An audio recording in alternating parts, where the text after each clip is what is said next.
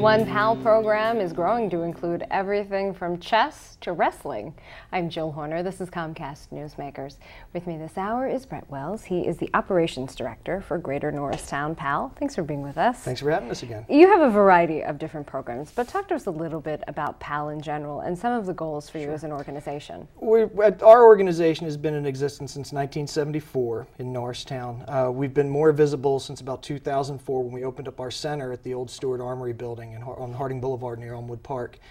In that time, we've really started to run the gamut from arts and sports to recreation and educational programs. So that we have our computer lab, we have our library, but we also have our gym and our classrooms and our workout space too. So we're able to offer a really wide depth of programs. Who are the kids that you're really working to reach out to? We primarily serve youth ages 5 to 18 years old in Norristown and the surrounding communities too. We're not really geographically bound. Is this a program where kids can come on a regular basis? Sure. We do after-school programs and summer programs that kids can attend, and there are scheduled activities and programs that are maybe on a weekly basis that people can register for and attend as well. Now, you mentioned some of the things available at your center, but let's talk a little bit about the chess club, because you say some of the young people that participate in this program are becoming pretty cutthroat, good players. Surprisingly good players. This is a program that started after we brought on a new full-time staff person, a program director, and Ken Fennell made some contacts with Ken Fennell's our program director, made some contacts with some of his folks in Philadelphia and brought a speaker out by the name of Salome Thomas L., who did like a family night for chess, was kind of the kickoff moment for us. And we've had any number of kids showing up on Wednesday evenings now for the last year, coming out, including a second grade girl that has pretty much destroyed all comers at this point too. It's been kind of fun to watch. I would think so. That's great. Now, in addition to the chess club, which is entering its second year, talk to us a little bit about indoor lacrosse. Sure. Our indoor lacrosse program is part of our winter program cycle, fall winter program cycle. We'll be doing registration for them in the next few months, and then they'll start on Thursday nights in December, and that runs all the way through till March. When the regular outdoor lacrosse season begins. So we're kind of like a training and educational sort of getting the sport down and learning it a little bit for some kids, and then the regular season begins after that. In addition to that, your wrestling program has really taken off, and many of the kids go to the state level. They do. We've got it's one of our biggest programs. It started about 3 years ago. I think we'll be heading into our 4th season with registrations beginning late October, early November.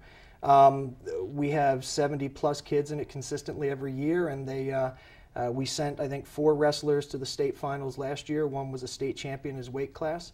Several of our wrestlers have gotten academic scholarships to local high schools and academies, and some are looking at Division I opportunities now too as a result. All right, some pretty good wrestlers then. Yes.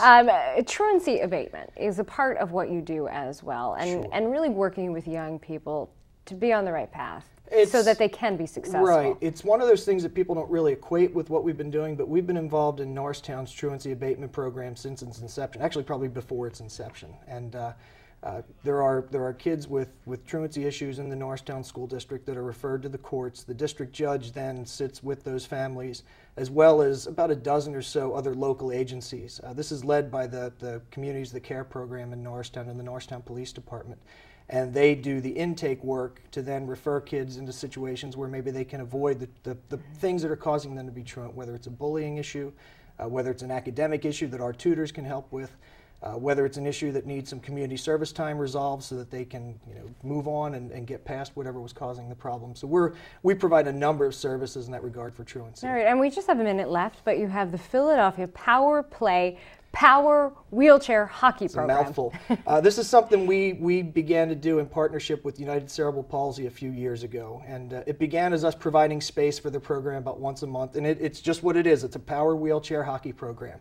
And it's really starting to grow and get more interest, and we're in the process of doing an open house with them on October 2nd in the afternoon. We're still working on the details for the times, but it'll be at our building that day. All right, and just one of the programs available through PAL. Thanks for being with us.